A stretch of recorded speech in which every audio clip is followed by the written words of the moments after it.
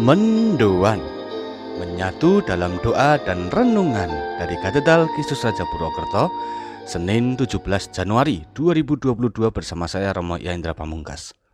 Saudari-saudara, selamat pagi, berkah dalam. Rahmat Tuhan begitu besar bagi kita dengan memberikan hari baru ini. Maka dengan penuh syukur mari kita awali perjalanan kita dengan bersama-sama merenungkan sabda Tuhan dari Injil Markus bab 2 ayat 18 sampai dengan 22. Dalam nama Bapa dan Putra dan Roh Kudus, amin. Tuhan bersamamu dan bersama rohmu. Inilah Injil suci menurut Markus. Dimuliakanlah Tuhan. Waktu itu, murid-murid Yohanes dan orang-orang Farisi sedang berpuasa. Pada suatu hari datanglah orang-orang kepada Yesus dan berkata, "Murid-murid Yohanes dan murid-murid orang Farisi berpuasa, mengapa murid-muridmu tidak?" Jawab Yesus kepada mereka, "Dapatkah sahabat-sahabat pengantin pria berpuasa selagi pengantin itu bersama mereka? Selama pengantin itu ada bersama mereka, mereka tidak dapat berpuasa. Tetapi waktunya akan datang, pengantin itu diambil dari mereka, dan pada waktu itulah mereka akan berpuasa.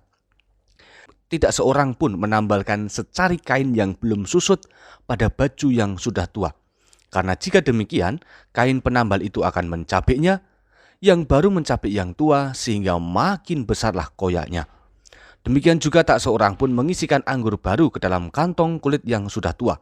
Karena jika demikian, anggur tersebut akan mengoyakkan kantong itu, sehingga baik anggur maupun kantongnya akan terbuang. Jadi, anggur yang baru hendaknya disimpan dalam kantong yang baru pula." Demikianlah sabda Tuhan. Terpujilah Kristus. Saudari-saudara, perihal puasa memanglah bukanlah sesuatu yang asing bagi kita. Puasa merupakan tuntunan dari pengajaran agama-agama. Artinya, setiap agama mempunyai jalan puasanya sendiri-sendiri, sebab puasa menjadi cara untuk memurnikan diri menuju pada kesucian. Kisah dalam Injil hari ini hendak menegaskan makna menjalankan puasa, yakni harus lebih dari sekadar nilai kewajiban. Puasa hendaknya dilakukan bukan hanya karena kebiasaan yang turun-temurun, melainkan harus disadari berasal dari hati. Sebab, jika suatu hal kita lakukan dengan hanya berdasarkan pada kewajiban semata, maka yang akan kita terima kemungkinan besarnya adalah sebuah keterpaksaan.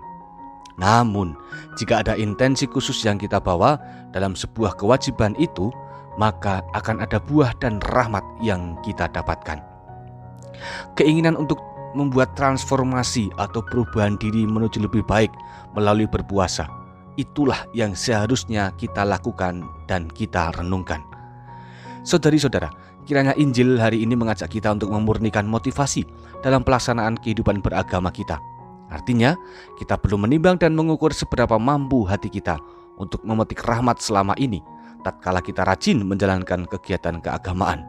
Jangan-jangan kita hanya melakukannya sekadar sebagai pemenuhan kebiasaan tanpa memenuhinya dengan ketulusan hati.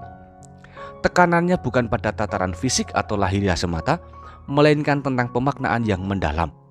Kalau sudah ada ketulusan hati dan kemampuan memaknai setiap kegiatan rohani secara mendalam, pastilah kita akan menerima berbagai insight atau wawasan rohani yang membuat hidup kita semakin terarah pada ketaatan ajaran Tuhan. Banyak hal dalam hidup ini harus kita pilah dan pilih agar sekehendak dengan rencana Allah.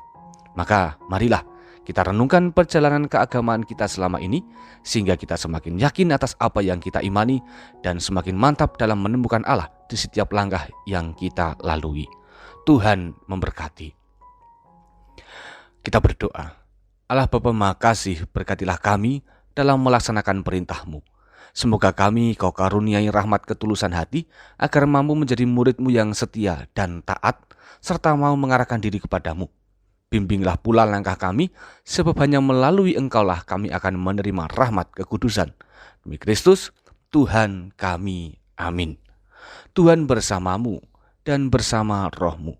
Kita semua, keluarga kita, mereka yang kita doakan, dan segala rencana-rencana baik kita hari ini senantiasa dalam lindungan dan berkat Allah yang Maha Kuasa, Bapa, Putra, dan Roh Kudus. Amin. Saudari-saudara, selamat beraktivitas. Tuhan memberkati. Salam mendoan.